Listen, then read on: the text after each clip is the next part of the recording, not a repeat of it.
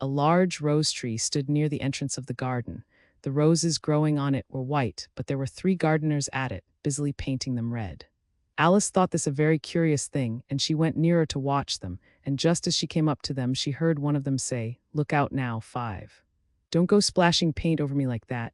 "I couldn't help it," said 5 in a sulky tone. 7 jogged my elbow, on which 7 looked up and said, "That's right, 5. Always lay the blame on others. You'd better not talk," said 5. "I heard the Queen say only yesterday you deserved to be beheaded." "What for?" said the one who had spoken first. "That's none of your business too," said 7. "Yes, it is his business," said 5, "and I'll tell him it was for bringing the cooked tulip roots instead of onions." 7 flung down his brush and had just begun well of all the unjust things, when his eye chanced to fall upon Alice as she stood watching them, and he checked himself suddenly. The others looked round also, and all of them bowed low. "Would you tell me," said Alice a little timidly, "why you are painting those roses?" 5 and 7 said nothing, but looked at 2. 2 began in a low voice, "Why, the fact is, you see, miss, this here ought to have been a red rose tree, and we put a white one in by mistake, and if the Queen was to find it out, we should all have our heads cut off, you know. So you see, miss, we're doing our best afore she comes to." At this moment 5, who had been anxiously looking across the garden, called out the Queen. The Queen and the 3 gardeners instantly threw themselves flat upon their faces. There was a sound of many footsteps, and Alice looked round, eager to see the Queen. First came 10 soldiers carrying clubs. These were all shaped like the 3 gardeners, oblong and flat, with their hands and feet at the corners. Next the 10 courtiers. These were ornamented all over with diamonds and walked 2 and 2 as the soldiers did. After these came the royal children. There were 10 of them, and the little dears came jumping merrily along hand, in couples. They were all ornamented with hearts. Next came the guests, mostly kings and queens, and among them Alice recognized the white rabbit. It was talking in a hurried, nervous manner, smiling at everything that was said, and went by without noticing her. Then followed the Knave of Hearts, carrying the king's crown on a crimson velvet cushion, and last of all this grand procession came the King and Queen of Hearts. Alice was rather doubtful whether she ought not to lie down on her face like the 3 gardeners, but she could not remember ever having heard of such a rule at processions. And besides, what would be the use of a procession, thought she, if people had all to lie down upon their faces so that they couldn't see it? So she stood still where she was and waited. When the procession came opposite to Alice, they all stopped and looked at her, and the Queen said severely, "Who is this?" She said it to the Knave of Hearts, who only bowed and smiled in reply. "Idiot," said the Queen, tossing her head impatiently, and turning to Alice she went on, "What's your name, child?" "My name is Alice, so please your majesty," said Alice very politely, but she added to herself, "Why, they're only a pack of cards after all. I needn't be afraid of them. And who are these?" said the Queen, pointing to the 3 gardeners who were lying round the rose tree. For you see, as they were lying on their faces, and the pattern on their backs was the same as the rest of the pack, she could not tell whether they were gardeners, or soldiers, or courtiers, or 3 of her own children. "How should I know?" said Alice, surprised at her own courage. "It's no business of mine." The Queen turned crimson with fury, and after glaring at her for a moment like a wild beast, screamed off with her head. "Off, nonsense," said Alice very loudly and decidedly, and the Queen was silent. The King laid his hand upon her arm and timidly said, "Consider, my dear, she is only a child." The Queen turned angrily away from him and said to the Knave, "Turn them over." The Knave did so very carefully with one foot. "Get up," said the Queen in a shrill, loud voice, and the 3 gardeners instantly jumped up and began bowing to the King, the Queen, the royal children, and everybody else. "Leave off that," screamed the Queen.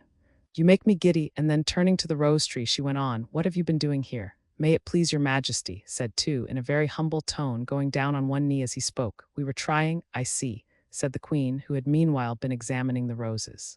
Off with their heads, and the procession moved on, 3 of the soldiers remaining behind to execute the unfortunate gardeners, who ran to Alice for protection. "You shan't be beheaded," said Alice, and she put them into a large flower pot that stood near. The 3 soldiers wandered about for a minute or 2, looking for them, and then quietly marched off after the others. "Are their heads off?" shouted the Queen. "Their heads are gone, if it please your majesty," the soldiers shouted in reply. "That's right," shouted the Queen. "Can you play croquet?" The soldiers were silent and looked at Alice, as the question was evidently meant for her. "Yes," shouted Alice.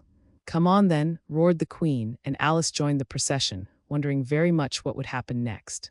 It's a very fine day," said a timid voice at her side. She was walking by the white rabbit, who was peeping anxiously into her face. "Very," said Alice, "where's the Duchess?" "Hush." "Hush," said the rabbit in a low, hurried tone. He looked anxiously over his shoulder as he spoke, and then raised himself upon tiptoe, put his mouth close to her ear, and whispered, "She's under sentence of execution."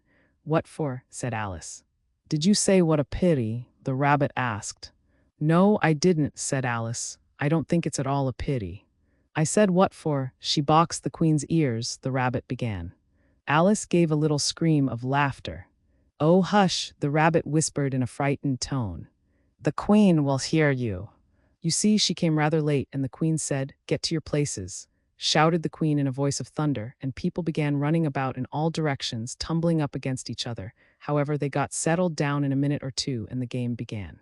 Alice thought she had never seen such a curious croquet ground in her life. It was all ridges and furrows. The balls were live hedgehogs, the mallets live flamingos, and the soldiers had to double themselves up and to stand on their hands and feet to make the arches. The chief difficulty Alice found at first was in managing her flamingo. She succeeded in getting its body tucked away, comfortably enough under her arm with its legs hanging down, but generally.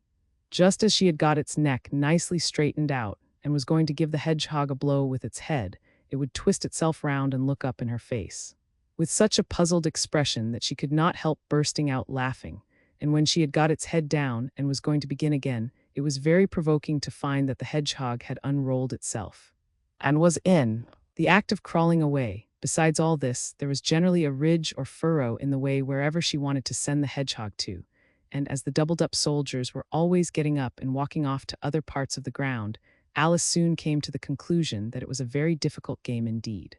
The players all played at once without waiting for turns, quarreling all the while and fighting for the hedgehogs, and in a very short time the Queen was in a furious passion and went stamping about and shouting "off with his head," or "off with her head," about once in a minute. Alice began to feel very uneasy. To be sure, she had not as yet had any dispute with the Queen, but she knew that it might happen any minute, and then, thought she, what would become of me? They're dreadfully fond of beheading people here. The great wonder is that there's anyone left alive. She was looking about for some way of escape and wondering whether she could get away without being seen, when she noticed a curious appearance in the air. It puzzled her very much at first, but after watching it a minute or two, she made it out to be a grin, and she said to herself, "It's the Cheshire Cat. Now I shall have somebody to talk to." "How are you getting on?" said the cat, as soon as there was mouth enough for it to speak with. Alice waited till the eyes appeared, and then nodded. "It's no use speaking to it," she thought, "till its ears have come, or at least one of them." In another minute the whole head appeared, and then Alice put down her flamingo and began an account of the game, feeling very glad she had someone to listen to her. The cat seemed to think that there was enough of it now in sight, and no more of it appeared. "I don't think they play at all fairly," Alice began, in rather a complaining tone, "and they all quarrel so dreadfully one can't hear oneself speak, and they don't seem to have any rules in particular. At least, if there are, nobody attends to them, and you've no idea how confusing it is, all the things being alive. For instance, there's the arch I've got to go through next, walking about at the other end of the ground, and I should have croqueted the Queen's hedgehog just now.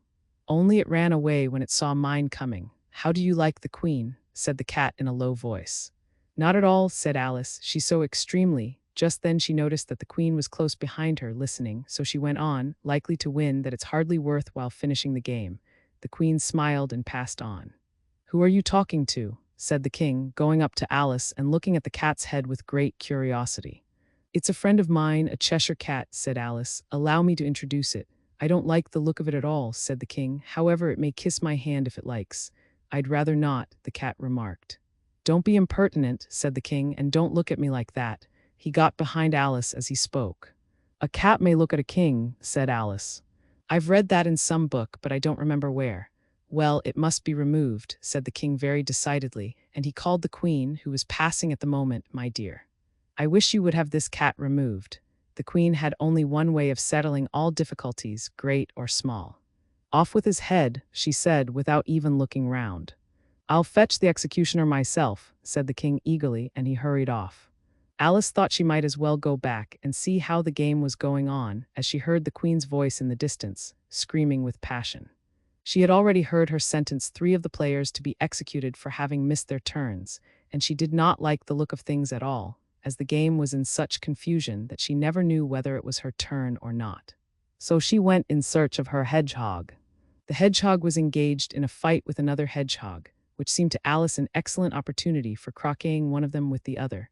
The only difficulty was that her flamingo was gone across to the other side of the garden, where Alice could see it trying in a helpless sort of way to fly up into a tree. By the time she had caught the flamingo and brought it back, the fight was over and both the hedgehogs were out of sight.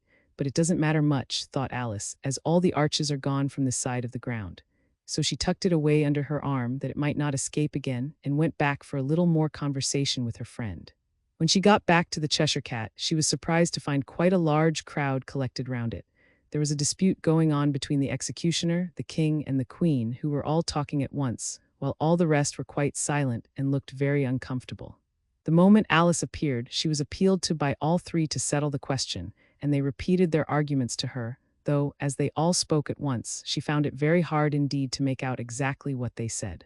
The executioner's argument was that you couldn't cut off a head unless there was a body to cut it off from, that he had never had to do such a thing before, and he wasn't going to begin at his time of life. The king's argument was that anything that had a head could be beheaded, and that you weren't to talk nonsense. The queen's argument was that if something wasn't done about it in less than no time, she'd have everybody executed, all round. It was this last remark that had made the whole party look so grave and anxious.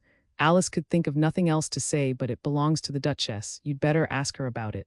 She's in prison," the queen said to the executioner. "Fetch her here," and the executioner went off like an arrow.